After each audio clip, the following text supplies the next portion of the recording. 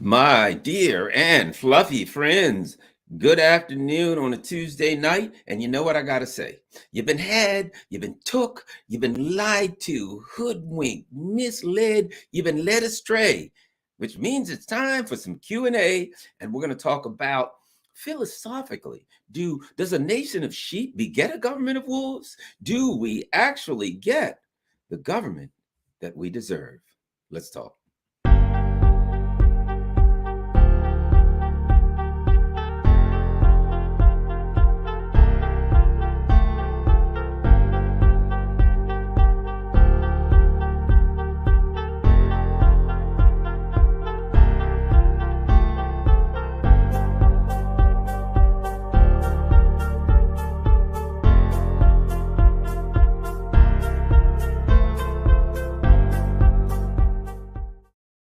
Hello, it's Tuesday night. Garland Nixon here. Wonderful to talk to you as always. And check this out. We're going to do some Q&A tonight. I'm going to start off by saying, don't forget, I am in the process. I'm not trying to do it. I'm in the process of building a network, not my network, your network. So those of you who can do it, go to my Patreon page, patreon.com/Garland Nixon, and help me out. Do what you can. Help the movement out that we know we've been lied to. We got to build an actual network that we focus on substantiating the things we say and pushing back against the mainstream narrative, which is nothing but a pack of lies. Garland Nixon, go to that. Hopefully, I'm waiting for my channel to be monetized, so we can do super chats and stuff like that.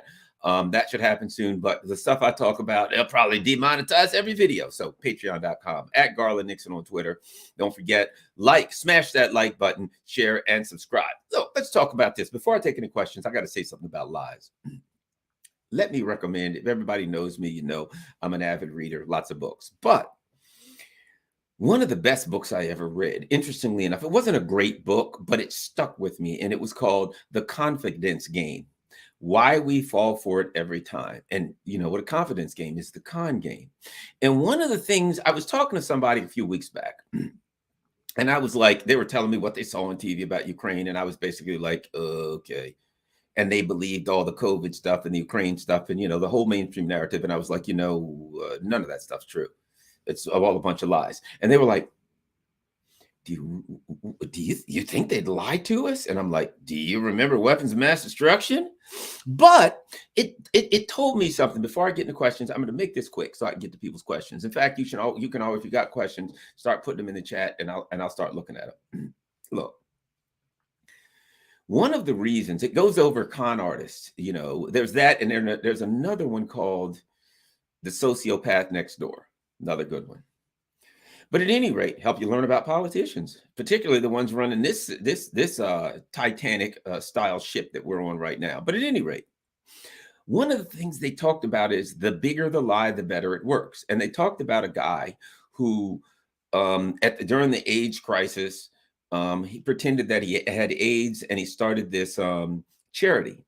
And at the time, I think it might have been Barbara Bush or one of these. It got so big, he got the president's wife involved, and he had this big charity, and he was raking in millions, right? And he was like, I've got AIDS, and therefore I'm, fighting for the cause, and I'm raising money to help people with AIDS. It was all a scam. He didn't have AIDS, which is why it worked. It worked.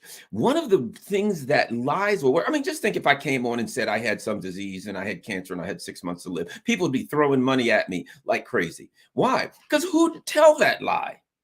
Right? One of the reasons that lies work is because people are like, well, no, there's nobody would lie and say they had AIDS, which is precisely why that guy did it, right? I say that to say this. Come on. People turn on CNN, MSNBC, Fox, or New York Times, whatever, and they think to themselves, come on, wait, whoa. This is the paper of record. This is mainstream news. This is top of the line. Come on, Garland. It's a little over the top for you to tell me that they're lying to me, even though I can point to weapons of mass destruction, even though I can say, remember, they had everybody convinced bin Laden was going to get you.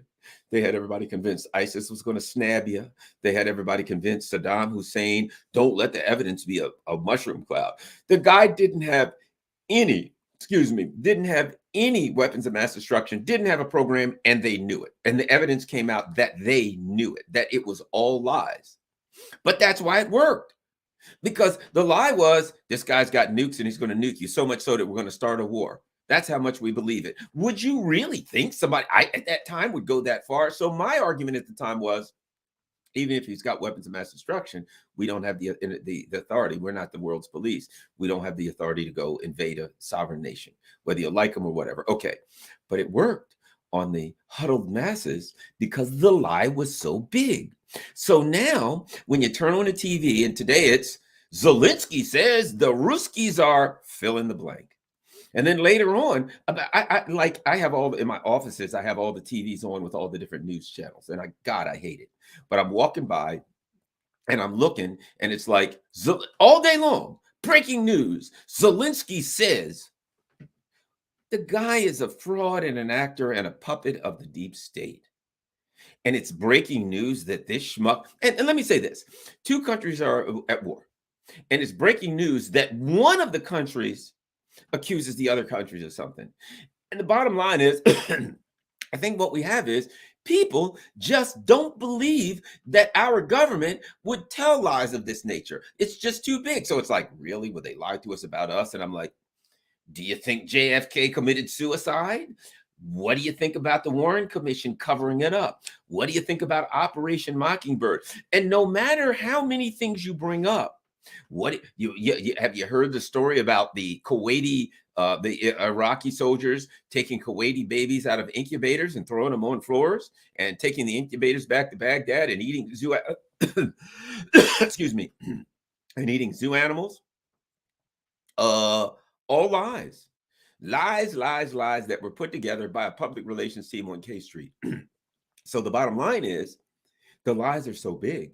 That's why the word, excuse me, I should have brought some water because I'm running my mouth so much. And I just finished a stinking salad. But at any rate, you get my point.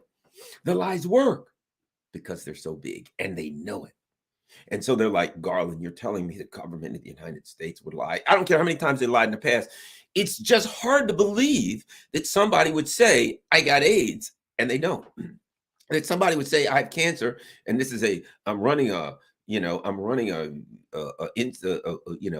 charity for cancer, and I have cancer, I'm dying, my child has cancer, some over the top thing like that. People who've claimed, there's instances of people who've claimed they were doctors and actually ended up in a room and actually did successful surgeries. And they didn't even get out of high school. But they told people, and people believed them, of people who were psychiatrists treating patients, no degree in psychiatry, but people would never believe that they were lying to them. So the bottom line is, the bigger the lie, the better it works. All right. So let's start.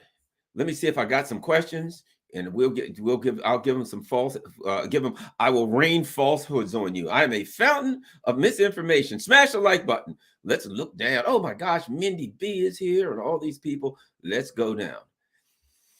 Garland, what do you think about the confluence of anti-imperialist and libertarian conservatives? Some of their grievances are the same. Here's what it is. We are always, coming up with labels, and we got to put ourselves in boxes, right? We use words to create boxes so that we can put everything in a nice little box and that we can know what's what, right? We use our mind like a giant fish net to rake it across the universe and catch different things, right? So we call people libertarians, conservatives, whatever we're told. Holy crap. My computer's not plugged in. I'm going to go all zen on you guys. There we go. It ain't going to crap out. So rather than call people libertarians and conservatives and progressives and commies and fascists and whatever, because it's gotten to the point with woke nation that those things don't mean anymore. Oftentimes names like that just mean they don't like you.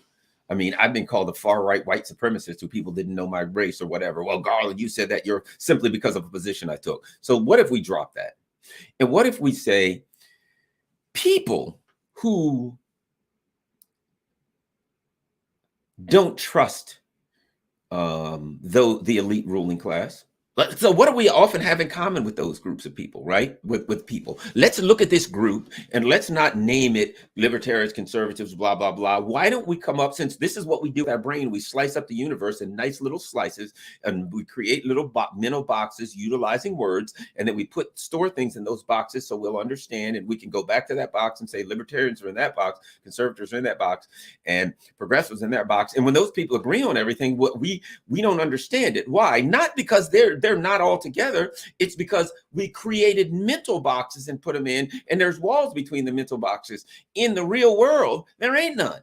So let's get rid of those boxes and say, this group of people that we're talking, let's create a box for them. Let's create a mental box using words to construct it with them. Man, see, I studied Zen. It works every now and then. Okay. These are people who are not trustworthy of power, right? Oftentimes, we're looking at people who are concerned with a concentration of power in the hands of a small group of people. So all of these people that you're talking about that disagree, that are have found a confluence, it's because most of the time they want think about the term libertarian. I disagree with libertarians on a lot of things, but one of the things they want is people all over the place to kind of have their own power at the lowest level, but not trust some big leader who can be crooked and do us all in, right? So what we look at is this group of people that we are creating right now who is suspicious of concentrated power. Whether it's all of those groups, throw some names at a Monsanto, they're all going to go, whoa, throw the names of these Lockheed Martin or what have you at them. They're going to go, whoa, why? You start talking about Congress and the Senate and the White House. Now, sadly, there are some people who kind of get hoodwinked, and they don't like the government until their guy's in. And then they love the government. And then when the other party's in, they hate the government. We're not talking about those people because those people are still in the hoodwink category. People who oftentimes have some respect for people's rights. And here's what I mean. Oftentimes what we look at, and here's a term that's not used in, and this is a big word. This is a term that we don't hear used in the neoliberal, neoconservative world. And that is stability. How about sovereignty, right? A word that says, look, this country X, for instance, Garland Nixon's president, and you say, Saudi Arabia is terrible and they did this. We shouldn't do business with them. And Garland Nixon says, I don't agree. We sell X, or we need to buy X. They got X, they need to buy X. If the people of Saudi Arabia rise up and overthrow their government, that's happened in Saudi Arabia. It's an organic thing. If they don't, then it didn't. There's been unfair countries around for as long as there's been countries. And before that, there was unfair city-states, and there was feudalism. There was all these things. And all these things exist in our society and in our world. And you know what? We're not the world police to go around and say, country by country, you should live this way. And country X, you should live that way. And country Y, you should live that way. No. Garland president says we do business with whoever we need. We got some wheat to sell. You want to buy wheat? We'll sell you wheat. You got some wheat we need to buy wheat. We'll buy wheat. We need to sell wheat from you. We'll sell wheat. What happens in your country happens in your country. If we don't think it's right, we'll say it ain't right. We'll say we don't think it's right the way you're treating those people, but we're not going to try to do something. Now, if it's over the top, we'll go to an international body such as the UN and say, we make a suggestion that the UN, countries could come together and say that's wrong the way they're doing their people. That is international law. I don't think it's unreasonable, but for an individual country to just say we should tell other countries what to do, I don't agree with it. Wow. So what do you get there? What are we looking at? We're looking at stability. So I think we're looking at a group of people who want to see stability in the world, right? We want to see a stable economy. We want to see a stable political and military environment. So that's first. If you look at the people who are running this country, they create chaos. They invade countries and look at the countries they've invaded. Look at Syria. Look at Libya. Look at Afghanistan. Look at this mess they've made in Ukraine by going to Russia's border and pumping weapons and missiles and training soldiers and causing all of this uproar on Russia's border, and it end up with a war. I blame these neocons for going to Russia's border. And right now they're on China's border doing the same thing, stirring up a war there. So they don't believe in stability. I think this group of people, we believe in stability. We believe in sovereignty. I've heard conservatives, well, China doesn't have, ain't none of our business what rights China does or doesn't have. I don't want the Chinese coming over here telling us what we can and can't do. I don't want Chinese to come over here. Well, we've got a problem with the United States. What? Legal weed. You know what I say? Go back to China. You none of your business what we did with people are smoking over here or not smoking. And you know what? They should tell us the same damn thing. The idea, well, the Chinese Communist Party doesn't give their people freedom. Well, you need to look in the mirror because ours has gone to shut the holy hell here. And it's none of our business. If we got something to buy from China, we'll buy it. If we got something to sell, we'll sell it. Sovereignty, we ain't the world's police, or we're not some religious crusaders to go around the world and tell them what morals they should have. And I think we've got groups of people who believe in that. They believe in stability. They believe in sovereignty and some level of fairness.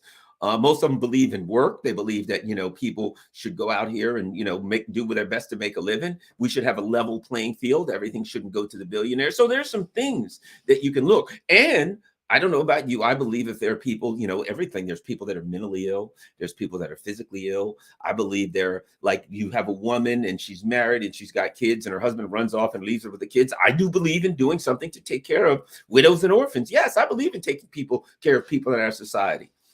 She might have been a stay-home mom, or she might have barely made it and this guy ran off or died and she's left with a couple of kids. Garland, in a society of fairness with Garland Nixon, I would do something to help take care of her and ensure that her and her kids were properly taken care of and weren't homeless. Yes. So there's certain things that are kind of like moralistic that we believe in: stability, sovereignty, fairness. And I think that's what the group you're looking at. And we don't want to go around the world and be the world's police. So, and we want the truth. We believe in transparency. We want a government that's going to tell us the truth. We're sick of being lied to. That's another part of it. We don't trust these lying bastards anymore. So let's not call ourselves various groups. Let's say there's one group of people I think that are making some damn sense for a change. And we should all acknowledge that we're part of the group instead of looking, for reasons. And as we're told, to put ourselves in boxes, because one of the things that the overlords, the elite ruling class, has always done is they take the working class, the working poor, and the poor, and they divide them up. And they say, well, you're one of these people and that person's one of those people. And you're like, yeah, but we both have the same needs and we're working for a living. We live in the same. No. You should hate each other. And then they divide us. And then meanwhile, their hands are in our pocket and they're taking us to the cleaners. So let's do this from now on. Let's not look for the various groups that we're on that separates them. Let's look at the different, and I'm sure if you guys think about it, you can find things and say, these are the things that bring us together and that we agree on. How about we go there? Let's see. Clearly, unfortunately, we do, and I do not mean to victimize the victims of mind-numbing corporate state propaganda. Good point. Let me ask you about that. Let me talk about that. And that is, do you deserve the government that you get? We are voting in these people. We're falling into these traps and lies. And now, clearly, we have a government that has nothing but contempt for the working class, the working poor, and the poor. Our government has nothing but holds nothing for contempt of us. We got a government now that's openly saying, we hate Russia. We've had this thing against Russia for many, many years. We finally got in power, and now we're going to do our best to go after that white whale. Captain Ahab Biden's there, and he's going after his white whale, and to hell with us, we're going to suffer. I'm going to sanction Russia, and you bastards are going to suffer. Shut up and suffer. So we now have a government that overtly, we've had a government that covertly and insidiously doesn't represent us, but now we have one that overtly doesn't represent us so much that it's saying, to hell with you ignorant, stupid bastards, shut up and starve. And we still have people that support that. So do we deserve what we're getting? And the point was made well. The level of propaganda and lies is so high that I tend to believe that if people were told the truth, they would believe, they would act differently, they would respond differently. So in a way, yeah, because you voted for those people. In a way, no, simply because you voted for those people and supported those people because you've been lied to, and because they gave you see, what we have in the US? We have the illusion of a democracy. There's no democracy here. Start with the Joe Biden and Kamala Harris. If you look at the Iowa caucuses, they were at the bottom of the list. Kamala had to drop out, and Joe Biden was ready to drop out, and they had to cheat to get him in. So is there a democracy if the president and the vice president, one of them had to drop out before the Iowa caucus, and the other, they had to cheat to get him to win? The whole party had to conspire to get Biden to win. And then he got in, right? And I don't trust the machines. I do not trust these machines for any number of reasons. So, do we have a democracy? When your option is always something like Mitt Romney, Hillary Clinton, Barack Obama, Joe Biden, Donald Trump, those are not good. I don't care if you like one of them. Those are horrific options. There are far better options in this country. But if somebody comes out and says something that goes against the status quo, the entire machine will attack him or her and tear him to shreds. So, no, I think to some extent we've been lied to so much that don't have the we don't have the options to make a good decision. Let's see what we got here. The bigger life, the bigger the lie. Example: Amber Heard versus Johnny Depp, Evan Rachel Wood versus Charles Manson. Oh, Jesse Smollett. Yeah, I guess. I don't know. Sadly, I know nothing about pop culture, so I don't know anything about Heard and Depp and Wood and Manson. I do know who Manson is, and I do know Jesse Smollett's story. And oftentimes, to me, I don't get into pop culture because to me, a lot of it is a diversion.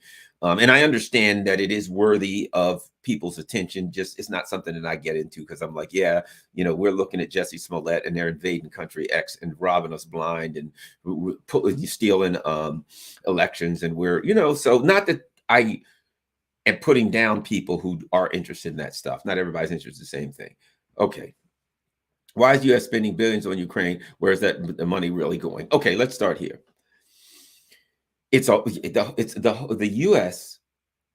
neoliberalism, we'll call it. And then keep in mind, when I say the neoliberals, I mean our government. I don't mean the Republicans. I don't mean the Democrats. I mean, if you understand what neoliberalism is, you see that that's what our government does. And there are plenty of conservative neoliberals. And our government is a neoliberal government as a whole.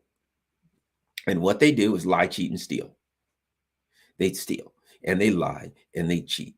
And from the day when the U.S. overthrows a government and it gives a lie to the American people, it's for democracy, it's for human rights, whatever lie they tell. And God knows people believe that. I don't know why. And then they go in. Ukraine is a perfect example. They overthrow the government in February. By March, April, Hunter Biden's in there. He's making a fortune. He's making money every which way he can. Pelosi's kids are in there. Romney's kids are in there. McCain's in there. All of these people are in there. Kerry's stepson's in there. And if you think they're the only ones, you're deaf, dumb, and blind. All of them are in there, and they're cleaning up. Right? So they're not spending billions on Ukraine. They're extracting billions using Ukraine as their vehicle for theft. Because everything for these people is a vehicle for theft. So what's going on now? Oh, we're sending X amount of weapons to Ukraine. That's a lie.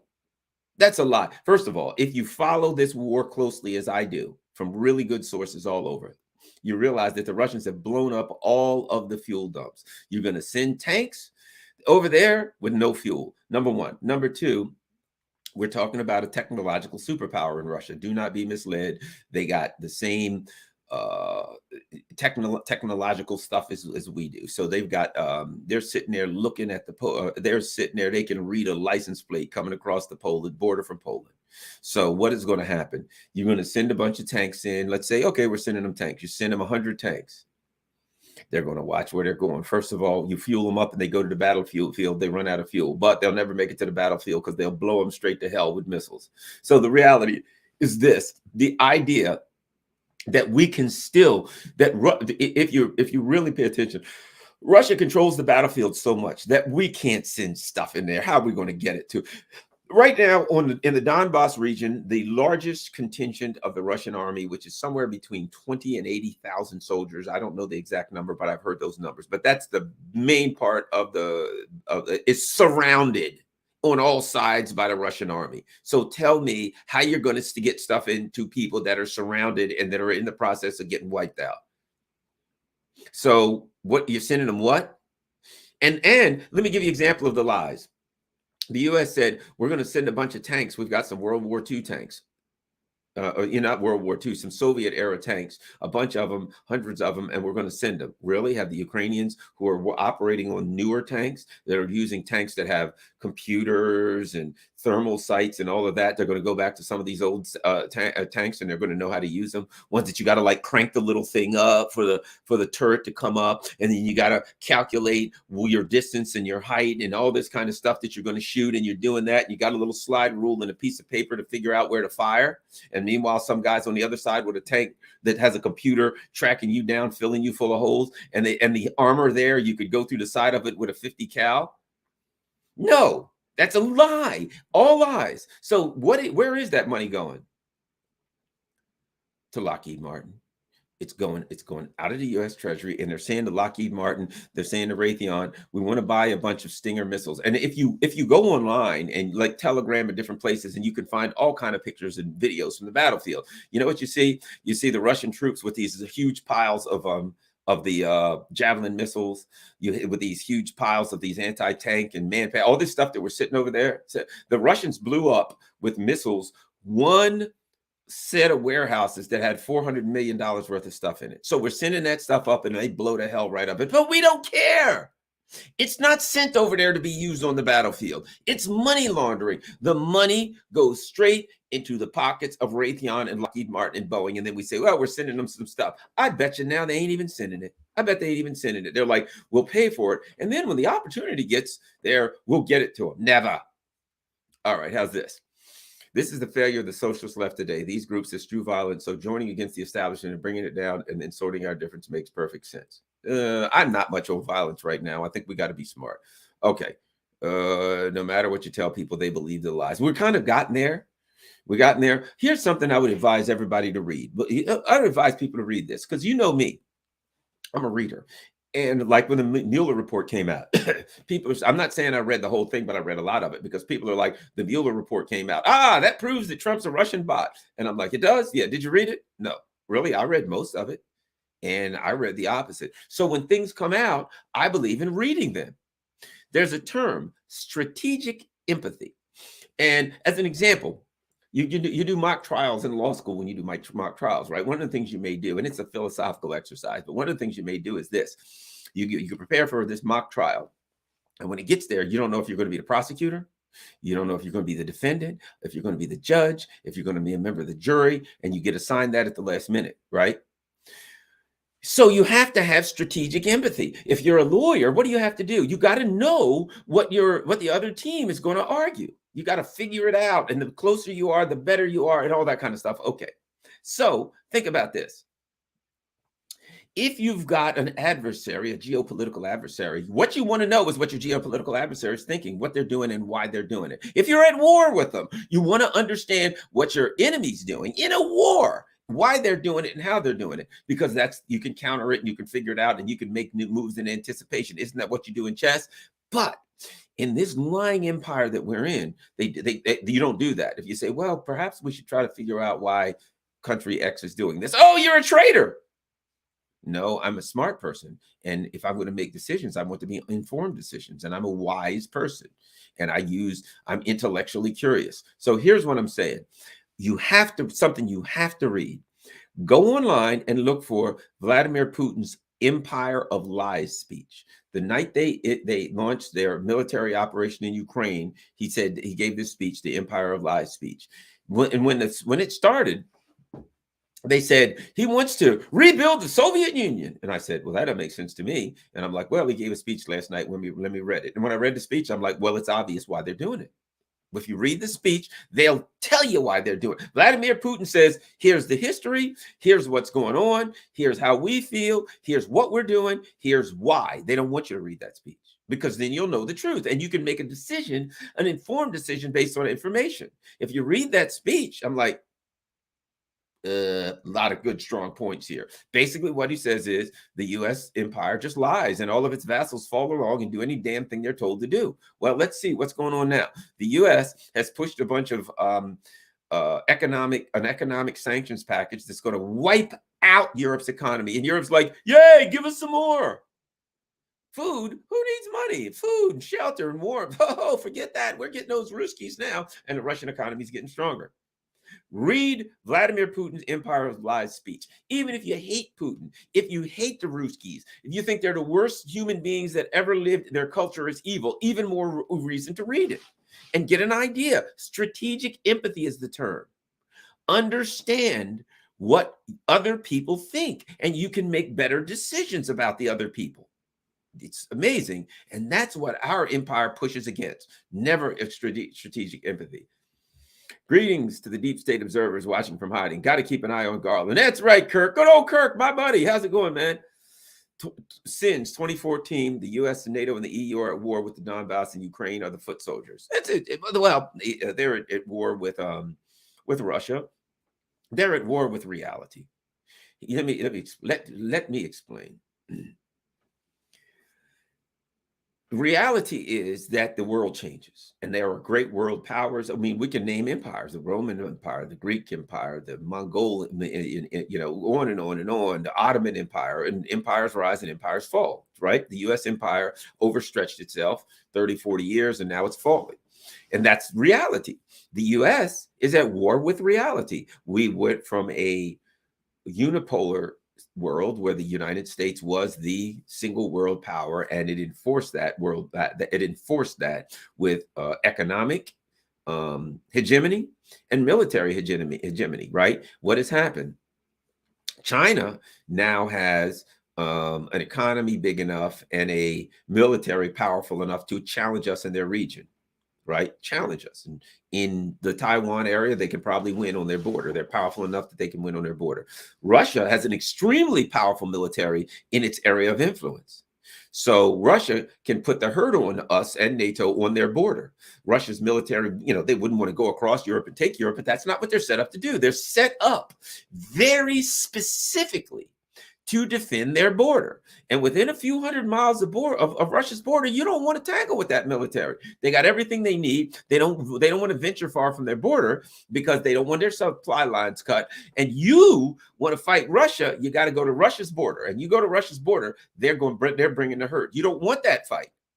So what happened? We got a multipolar world now where both of them are nuclear powers, where Russia has more nukes than we do. If it matters. I've always said this about nukes. I forgot it. Was it Carl Sagan who said being a nuclear power is like three people standing waist deep in gasoline, and one of them says I got a match, the other says I got two matches, the other says I got three.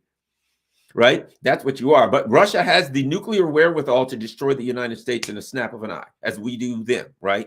So you got to be wary with that. They have the military. See, look. Here's the reality, and check out Scott Ritter. Listen to Scott Ritter. He'll say this. This is where I got this from. I listen to smart people and knowledgeable people. In Russia's area of influence, they are by far the most powerful military. So people are like, NATO and the US, they want to raise the stakes and go to war with Russia. They actually don't. Because in a conventional war around Russia's border, you're fighting around Poland and Latvia and all that on Russia's border. Yeah, Russia's going to win that. So does NATO and the U.S. want to go toe-to-toe with Russia and Poland and Latvia and the Baltic states? No, because they're going to get beat. That's the truth. According to Scott Ritter, a comprehensive defeat within weeks. That's what Scott Ritter says. They'll lose decisively. At that point, what happens? Does it go to nukes? Tactical nukes? Well, and then it's game over and we're all dead. So the neocons, I believe, and from what I've seen, remember, Joe Biden, what does he keep saying? Oh, well, we don't want to make World War III. Stoltenberg and these other Joseph Borrell, what do they keep saying? Oh, we don't want war with Russia. They're talking to the investor class. They're reminding the investor class, we ain't going to take it but so far. We'll do this global reset. We'll wipe out the local economies. We'll do all this kind of stuff. But we're not going to destroy your investment by killing everybody, right? And they're reminding. So could it happen? In theory, could NATO and the U.S. go to war with Russia? In theory, that could happen. But if that happens, we're all done because Russia has a comprehensive defeat. And at that point, some tactical nukes fly around. And at that point, if you go, read it. Read the Empire of Lies speech. If you throw nukes at Russia, it's game over. They're going to flame you out. Russia. Vladimir Putin has said, I can't imagine a world with no Russia. In other words, get the point. You throw nukes at me, I'm doing you in. It's over. And he even said, and we'll go to heaven as martyrs and you'll go to hell. In other words, we ain't playing. So you don't want to play around with that guy. I mean, I'm not just saying him, I'm saying the Russians, period. If he drops dead tomorrow, who's ever behind him, maybe even far more hawkish. And he's not a hawkish, he's very, very kind of hesitant kind of leader. I'm not saying he's good, bad, or indifferent. I'm saying this is what his history tells us. So my point being, I don't think they really want that. And remember something, it's not Russia that they want. They want to weaken Russia, dispense with Russia so they can go through Russia and get to China. They don't want to have to deal with China and Russia at the same time because Russia's military is so powerful. Russia's nuclear arsenal is so powerful. Russia has these, what do you call them? Hypersonic missiles. It changes the game. They got a 2,000-mile range. If you get in a fight with China and Russia says, I'm in, what do you do then? What do you do then? Our ships have no defense. You know what the US did recently? Took all of its ships out of the Black Sea. You know why? Because they were sitting ducks for hypersonic missiles. All of these things they were doing in the Black Sea, all of these near Russia, all these things they were doing off Russia's coast, all of these exercises. When this war started, the U.S. got every one of their ships the hell out of the Black Sea. Why? Because they have no defense for hypersonic missiles. Those things fly 10,000 miles an hour. And they knew if the Russians fired them, every one of those ships would sink. One missile would sink. You got 12 ships, they fired 12 missiles and every one of them's done. So they didn't want that. Not to mention, they've got them on submarines. So let's just say you get in war with China and you're saying, we're sending a ship with 20,000 Marines, this gigantic ship over. If Russia's in it, that ship ain't never getting there. That submarine doesn't have to be anywhere near you. 2,000 miles away on hypersonic missile. And what's it going to take? 5 minutes to get there? When they fire, when you see it, you'll have time enough to bend down, stick your head between your legs, and kiss your ass goodbye. So the true fact of the matter is, the world is, that's why it's a multipolar world. The United States and the US empire cannot impose its will on countries militarily anymore. So they figured they'd do it economically. Now they're finding out that because the true currencies are backed by commodities, they can't even do that. So the U.S. is at war with a multipolar world, and they're losing.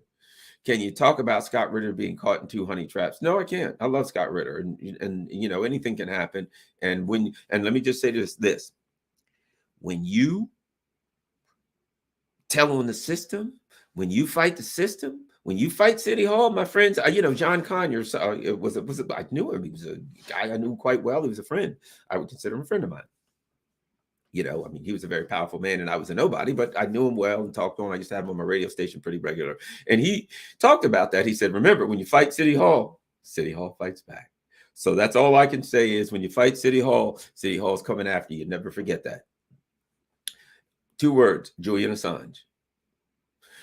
How anyone reflexively believes the Mockingbird meat is serving the unelected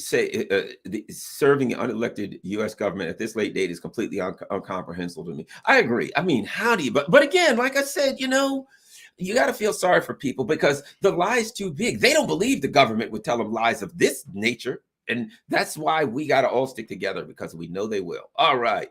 That's what we got. How can we smash the junk logic that because Zelensky is Jewish, there are no neo-Nazis in Ukraine, he would not support them? Thank you. Well, here's the thing. You don't have to smash that because it's not junk logic. It's illogical. And I mean, here's the bottom line. Because he's Jewish, because he's not Jewish. Here's the issue. Are there Nazis in Ukraine or aren't there? If somebody says, well, he's Jewish. Okay, gotcha, he's Jewish. Are there or are there not? I can present evidence that says there are.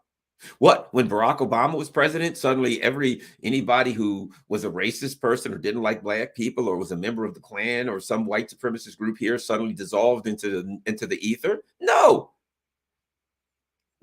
The idea is that's not even junk logic. That is an illogical assertion with no foundation. If someone says, if I say, what about the Nazis in Ukraine? Well, Zelensky's Jewish. Fair enough.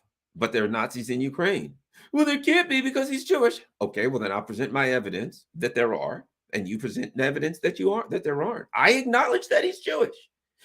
Hey, Garland, I'm a former police officer, retired. A lot of people know I was a major, right?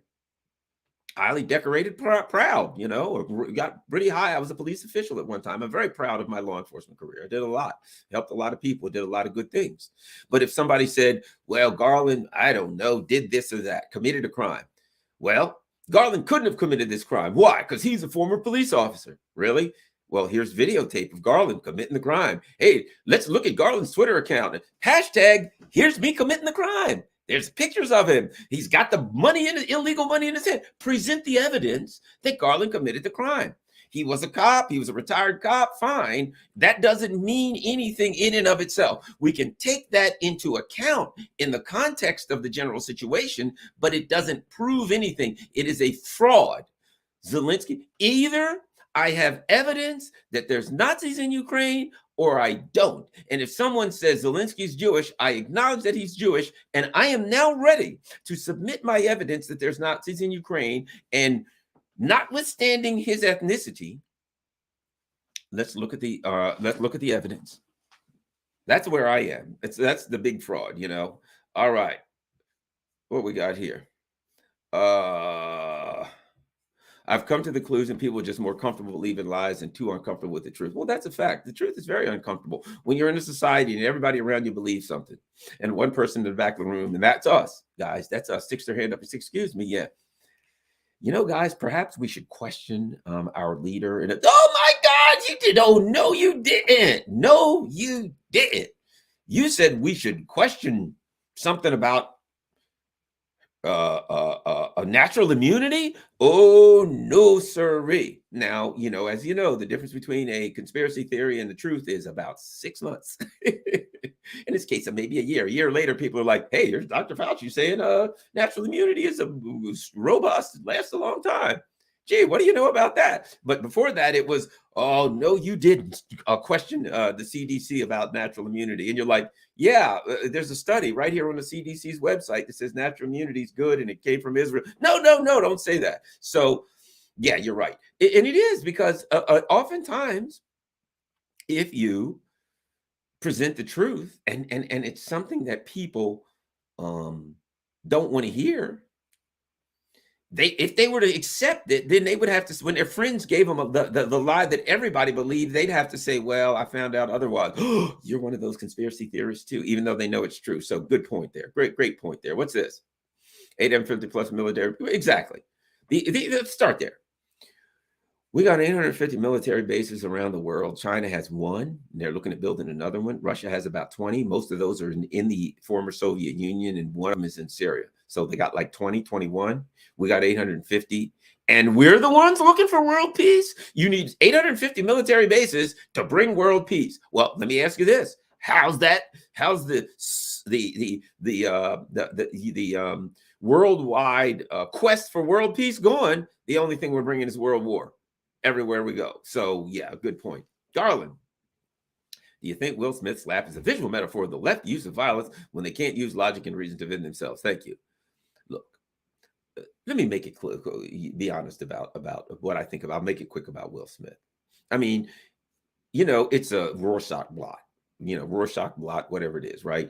You look at it and we can use it as a metaphor for whatever we want. But here's the reality from a person. Like I said, I was a cop. I have been involved in a fisticuff or two in my day and wrestled around with people who were, arresting, things of that nature. I take self-defense. So, you know, hopefully I can defend myself if somebody backs me into a corner. And here's what I say. It's a fraud.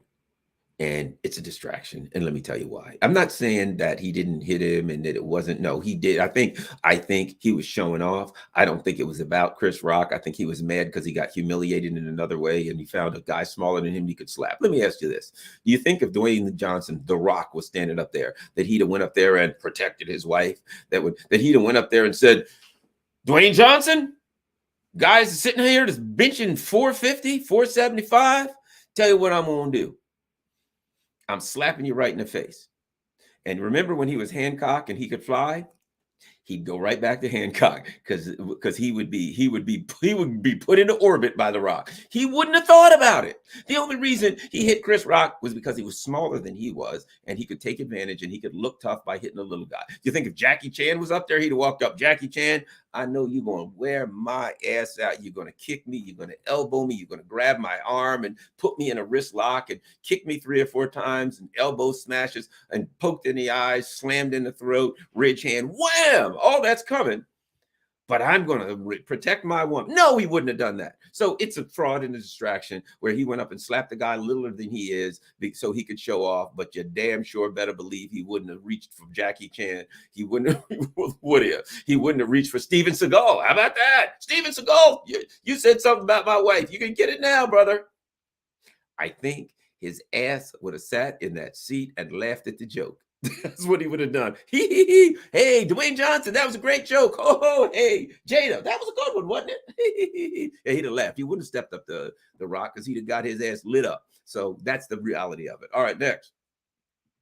Hey, Garland. Hello, chat crew. My main man, Steve Poikin, the Poikmeister, the Poikster, my man, Steve. Hey, what's happening, brother? All right. Triple chocolate indica. Puff, pass it. Triple chocolate indica. Now you're talking. All right. How we go? It looks like the U.S. establishment actually wants to start World War III because they think they can win it. It's all win-win for them. Good question, Peter. Let me say this. Let me put it a different way. Think about this. They already started World War III. All right. Here's what I mean. So after World War II, what happened? The world, all of the countries that could challenge us economically were like this high. They had been bombed flat. They had been economically wiped out, destroyed. We had to have a Marshall Plan to rebuild Europe. We turned Japan into, it's not even a sovereign nation. Korea's not even a sovereign nation. In the event of war, their constitution says the United States is in charge of their army. Is that a sovereign nation? No. So we had what we did after World War II was let me put it like this. Did you know that in the 40s and 50s, the United States industry was a bigger part of the world industry? We had a bigger portion of the world industry than China has right now. We were a monstrosity because everybody else was bombed flat. And they were like, yeah, that really works for us. Okay. So everybody's growing past us now because of neoliberal policies, and we turn into this screwed up financialized economy. So they're like, we got to get back there. How do we get back there? Well, we can't do it, go bomb infrastructure, and we can't do it in traditional war now because Russia has nukes. And if we go after Russia, we're all goners. And so that's, look, bottom line is we ain't doing that. People still have nukes, and we don't want to face any country that has nukes because we can't win that. And the people in charge want their shit. They do not want it nuked, and they don't want to die. In fact, they're trying to find their way to transfer their consciousness to computers. The last thing they want to do is die. So what did they decide? We'll do World War III. We'll flatten everything, but we'll do it economically now. So what do they say? Okay, we're going to go get this dust up with Russia, and then we'll have the max economic sanctions against Russia, which will wipe Russia out in their brilliant mind, and then Putin will fall because Russia's wiped out. But in the same way, we'll wipe out our other industrial and economic challenger, which is the EU. And then we'll take them over and we'll do like the Marshall Plan. We'll rebuild their economy in our image, and we'll own every damn thing. We'll put BASF and Siemens and Mercedes. We'll put all that shit out of business, which we're in the process of doing now. And then we'll buy it back. You know how neoliberals do. Just like the shutdown. You shut down all the business, 2008. You make people lose their houses, and you buy them back for pennies on a dollar. That's what they're in the process of doing to those freaking idiots in the EU. They're going to destroy their economy. We'll have the capital. Then we go back and buy it for pennies on a dollar, and we own their whole damn economy, and they're total puppets.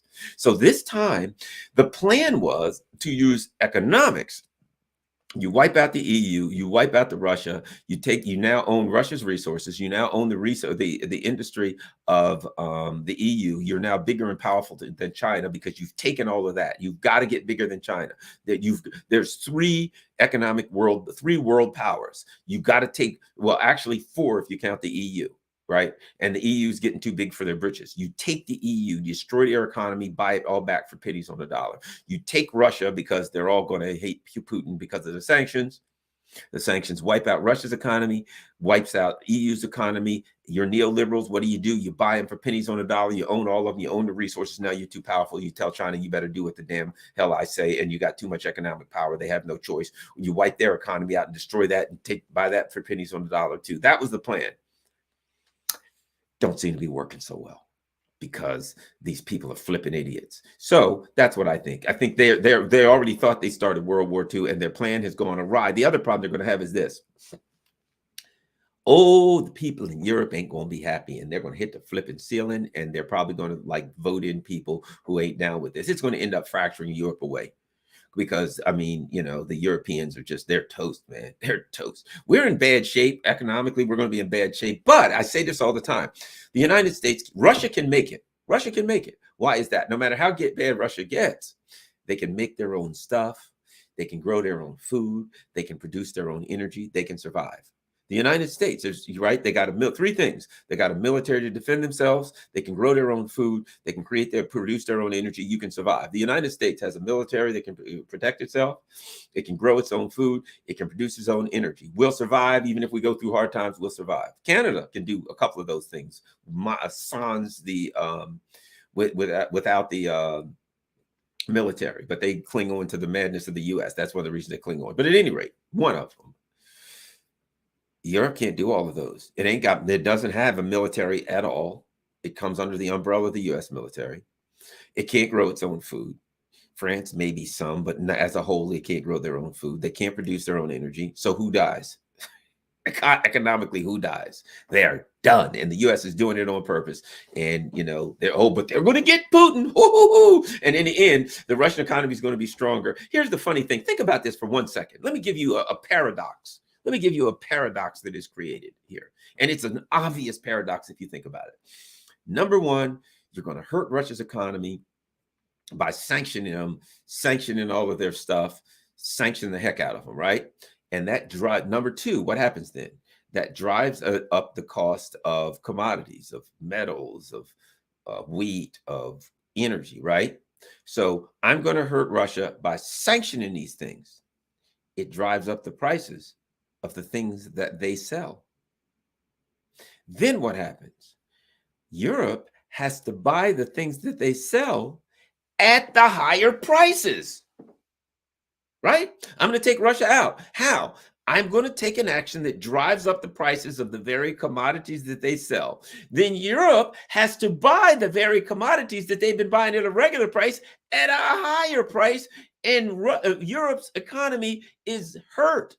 And it wipes their economy out. But Russia's selling those same things at a higher price. So Russia's economy gets strengthened. The ruble is getting strengthened. Think about that. And if I can figure that out, you think they can figure out at Foggy Bottom? You think at Foggy Bottom, they didn't think that through a little bit? People are like, they're stupid. They don't understand. Oh, really? I do think they're ideologues and they thought we're going to take out Russia. But think about that. Your actions are going to drive up the commodities that Russia sells, and then Europe has to buy those commodities at a higher price, which then drives down the euro and wipes out the European economy and strengthens the Russian economy. Bit of a paradox there, isn't it? And the Europeans are like, yes, sirree, we're working with the Americans, and we're going to take old Ruski, Vladimir Putin down. And Americans are like, yeah, you flipping idiots. Yeah, we got you covered. Boy, you got to look at the Europeans and laugh. You got to ask yourself, have they figured it out yet? At what point? They're like, the U.S. is like left them in the middle of the pool. Come on, let's go for a swim, guys. And they get in the middle of the lake, and the U.S. has hopped in a boat and they're rowing back to shore, and the alligators are starting to come out from the side. And the Europeans are just treading their water, and they say, yes, sir, this sure is fun in this lake here. And the U.S. is like rowing back to shore. Yeah, guys, you'll be fine. And at some point, they're like, they left us in the middle of the lake, and there's alligators coming from all directions. Do you think maybe they didn't have our best interest in mind? At what point did those idiots, you got to laugh at them. You got to laugh at the leaders in Europe. Did those idiots wake up and say, I may be wrong, but I think we've been had. I think we've been had. The Ruskies are doing quite well, better than they were before. The Americans, their people are pissed, but they still got food. They still got energy because they can produce it themselves, and nobody's going to attack them. We're hungry. Our country's unstable. We're freezing to death because we pissed the Russians off so bad they won't even sell us energy. What do we do now? You know what you do now? This is a very Zen thing. I was watching this movie called, I think it was called the Last Starfighter, and they had this big ship. It was like a planetary Death Star kind of ship, right? And so they're, whatever. So the evil guy had this like monocle thing, right? The captain of the ship. So the helmsman is running the ship, and he looks at him. He says, "Captain, Captain, come to the bridge." And Captain's like, "Yes." He says, the helm's not responding. We're out of power, and we're caught in the gravity in the planet's gravitational pull. We'll be sucked into the gravitational pull of the planet. What do we do?" And the captain picks his monocle up, looks at him, and says, "We die." That was the right answer. Your ship is caught in the gravitational pull of the planet, and your helm's not responding. It don't take a rocket. There's no calculation for that one. You don't need to solve the quadratic equation here. You're going to blow up right into the atmosphere. Kablooey, right? Well, that's what at some point, the Europeans are going to be like, "Hey, wait a minute. The Americans took us out in the middle of this lake. They rowed back in a boat, and there's alligators coming from every direction. What do we do, guys?" You're going to be alligator poop. That's what you do. You die.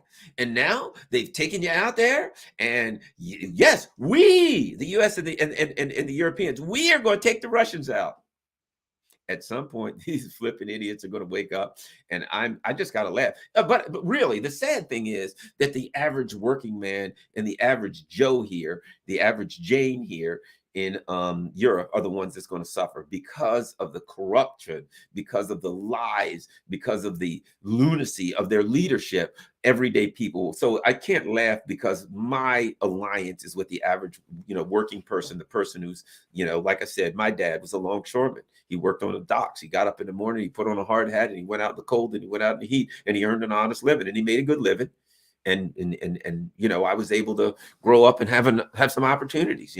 My mom had a school bus company. She got up. I remember my mother getting up 4:30 in the morning, going out, starting the buses. She had a whole bunch. She had like 8, 10 school buses and some other stuff. I remember my little 5'3" mother getting up in the morning. I'm still in bed for school, and she's out in the morning chipping the ice off buses, shoveling snow around the buses, starting these buses up, and doing all of this work for buses to make a living. And they earned a nice living, but it wasn't handed to them.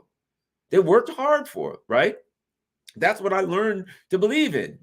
Lord knows I'm thankful that I had opportunities. I don't have to get up and work like that, but they did. They had to. They didn't have education. They did what they could do. The thing about it is, under a neoliberal system, the opportunities for my parents really aren't there for the people today now. They can't make a living in the same way. And so I respect that person in Europe who works on a truck, who makes bread, who fixes vehicles, who works at the airport, who earns an honest living. And those are the people that get hurt every time. So I guess I better not laugh at it. Let's find something else. I don't think most people actually do enough thinking to hold beliefs. They just run along in their habitual grooves as long as possible because change is hard. Yeah, there's some truth to that. How about this? Their deceptions work because average humans cannot get their heads around who and what these aberrations and their agendas really are. I agree. People don't want to believe how evil their own governments are. They don't want to. And that's why it's so evil. So easy when somebody says this other government over here is evil people. It's so easy to believe that because you don't want to believe how evil your government is. Rigged system, our vote no longer counts. 100%. The people that I feel sorry for are the people that think the Democrats or the Republicans, that still think the Democrats or the Republicans are good, that one of these parties is going to get in here and do the right thing. That's who I feel sorry for. The Boston Tea Party was carried out by poor whites and escaped enslaved Africans. There are many such attacks against shipments to and from the Americans. It's always the little guy. It's always the little guy. And then what happened? You got the Boston Tea Party, and then all of these people die in the revolution, as it were. And what happens in the end? They write a constitution that says only rich white male landowners can vote. All the people that died, all of these hardworking everyday Joes fought the British, and they write a constitution that's an elitist, oligarchical constitution that says the black folks going to be slaves, and the white folks, you ain't gonna be much more. You're gonna be dirt poor farmers, and you're not gonna have a right to vote. So they still screwed people. Slow News Day says, we'll spend 5 minutes on some pop culture stuff to point out the overarching agendas, but it's a 3-hour show. Here. Slow News Day is great. You can find them on Rockfin. They're awesome every morning. Some of the founding fathers spoke against having political parties. They certainly did. And you know what else they spoke against? A standing army, because they were like, if you have a big standing army, you'll be tempted to use it. Let's go to Brian. Brian says, do you think that the U.S. can be successful as long as capitalists run things? How do the people wrestle the power away from them? The bottom line is this. What we got, I don't know what it's called anymore. You know, the term capitalism, socialism, all of these words are relative. You know, now what this neoliberalism is it a form of capitalism? I don't really think so. Um, Capitalism, what happens? You make things, and um, a company would make things and sell those things, and do research and development and come up with newer items and sell better items and expand and have build more factories and create things, right? Neoliberalism doesn't do that. Some big financial capital company comes in and buys 10 companies, and it doesn't buy the companies to make things. It buys the companies to flip them, just like flipping a house. And it buys companies, and it doesn't care if the companies make widgets or not. It flips the companies. So we got a bunch of companies now that God only knows what they make. It's a bunch of garbage, but the owners only own the company to flip it anyway. We've got a stock market where it doesn't matter if the company in the stock market, if Campbell Soup, it doesn't matter. When people buy Campbell Soup stock, why? Because they think somebody else will buy it for a higher price. They don't care if Campbell Soup even makes soup. It doesn't matter anymore. It's a casino. You buy stocks like you buy chips, hoping that someone will pay a greater price for it. It doesn't matter if the company doesn't even make it. The stock market is decoupled from the bricks and mortar part of the company. And here's the example. What happened during COVID? Everything shut down and the stock market did fine. They didn't care that those companies weren't open, weren't selling things, weren't providing services, weren't making anything. It doesn't matter, because no matter what happened, as the stock market goes to hell, the government would just print money and keep it going. They just print money and throw it at the billionaires. Oh, you need another trillion? Here you go. So even though nothing was being made, there was still profit being made. Why is that? Because the government was printing money, replacing the money that would normally be made by companies selling goods and services. The Federal Reserve printed that money and handed it to the billionaires, but you got $1,400 for like a year. It's a fraud. All right, so let's keep going. Let's find something else.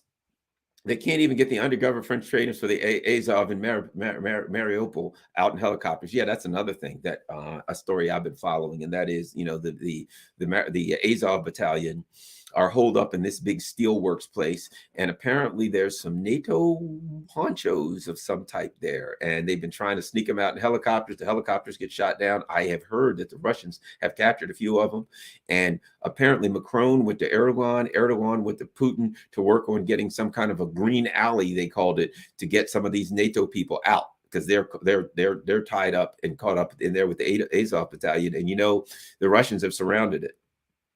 And them Russians, they ain't gonna be friendly to the Azov people. They're gonna kill every one of them. And if those they did not, when they meant the denazification, they didn't mean to get the Azov guys and have a chat with them. I don't know if you've been following that any. They are finding the people in the Azov battalion and C-14 and these other fascist battalions with the intent purposes of terminating them with extreme prejudice. And if you are in there with him, the odds of survival for you are not good. And apparently there's something going on in there in this big steelworks where the Azov battalions hold up. And apparently there's some NATO people trying to bargain with Putin to get him out alive. And whether that happens or not, I don't know. But let's go here. Oh, Kate says 10% for the big guy. I think we know who the big guy is. I think we know. Camilla said, yeah, read that. Read the Empire of Lies speech. It's worth knowing. It's worth knowing it because, as I said, if for no other reason, strategic empathy. You want to know what the other countries think. You don't want to be an idiot unless you are like, you know, the mainstream media or the intelligence community. They want to keep you stupid. Let's go to the bottom. My God, there's a lot of people here. Let's start at the bottom.